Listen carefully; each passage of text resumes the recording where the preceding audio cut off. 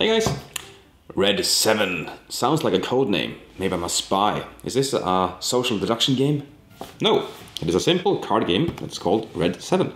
And see, on the backside it's a nice color with a big number on it. Additionally, you have a card in the middle here. You are currently playing red. Highest card wins. That sounds awfully simple. Well, it is. And still, it's kind of weird. Hello. Well, this game is rather simple. So this says if you have the highest card, you win. Well, it's kind of true, but still not. So the game goes like this. You can play a card here in front of you and or here and change the rule. So let's say I have these cards here in front of me and you have these cards here in front of you. So you are currently playing red. Well, right now the highest card wins. I have a 7 and you have a 5. So I currently qualify for this, so I'm winning. That means I'm still in the round. If I can't win here or qualify for the rules, I am out of the round and whoever is left wins. So I have to change. The rule is currently applicable to me, so I can play a card here just to add cards to my tableau. I have to play a card, at least one card. Then he comes here and he says, oh, you have a 7, I don't, so he doesn't qualify here. He has to play cards here and here to qualify for a new rule. So let's see what he has on his hand. He finds a card from his hand and places it here. Now the rule has changed. It says most of one number. Well, currently you are equal in having the most of one number, so he doesn't qualify. But he can play a card here. He has 2 5s against your 1s, so he qualifies. Now it's your turn, and you don't qualify. So you either have to qualify this or change the rule. And you can simply go here and go with highest card again. Okay, that's not good for him.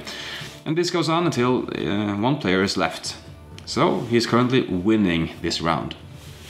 So, are you confused yet? Well, it shouldn't really be, because this says what you have to qualify to be in the round. If you can't qualify in any ways, you're out and you just take away your cards and the rest of the players try to win. That's it. And you score based on what you win with and the numbers you have on your hand, and that could really be, well, everything from 2 points to 13 points. You just play on until some player has reached a certain amount of points and he wins. So I mentioned that you can't play ties. Well, you can play ties because you have a tiebreaker here. There's always a difference. Each number has one of each color. So if you have a red 7, it will beat a yellow 7. And there will always be a tiebreaker using this color palette here. So you can play ties as long as you qualify for having the strongest color. And that is also the name of the game, Red 7, because 7 is the highest number and red is the strongest color, Red 7. Well, this is a nice game to play, but we can make it even more advanced by using, let's see if I have these icons here. If I play this in front of me, I have to do the action as well. In this case is take a card from another player's palette. Oh man, I can steal a card from another player, that's awesome. And you really want to do this. You want to have cards in your hand because cards in your hands gives you options. If you play 2 cards each round, you will run out of options, and if you are empty of your cards when it's your turn, you will lose or be out of the round. It's that simple game, really simple. Well, that's Red7 from Asmadi Games. This is not a new game, but it is a classic, and it already has a seal of excellence from the Dice Tower, so yeah, I am proving this a seal. Also, it has a Golden Geek nomination, which I also can approve. Yeah, it should be nominated. Actually, I don't know what the competition was that year, but yeah, it is a good nomination for the best, well, I don't know, filler game or card game, but I do enjoy it. All the cards here, they have all the rules you need to know. So you don't have to check the rulebook anytime, and yeah, you just see what you have in your hands, compare it with the other players, compare it with the rule in the middle, and play a card or 2.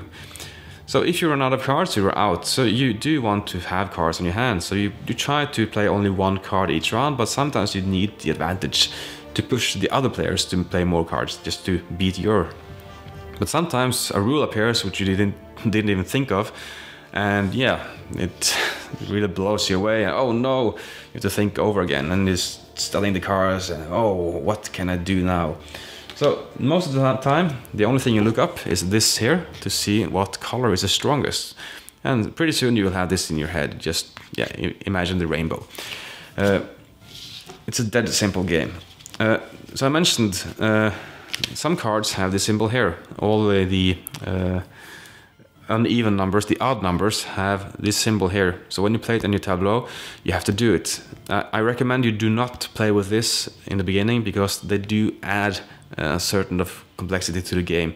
So once you are comfortable with the normal game, which is totally good in itself, you can decide if you want this or not. It changes the game a lot, but it's still the same core game. So with or without this, it depends on you and your playgroup, I think, because it can add some randomness to the game. But of course there is some randomness already, because you shuffle out the cards and you have what you have. There's no drafting here. And the points also vary. Let's say you won the game by having the most cards under 4, and you won with this.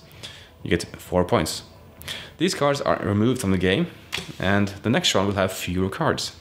Sometimes you will have more cards, like you win by having the most of the same number, and you have 5 5s. Oh, what's 25 points? Wow. So it can really vary a lot, but it's fun. It's all just fun.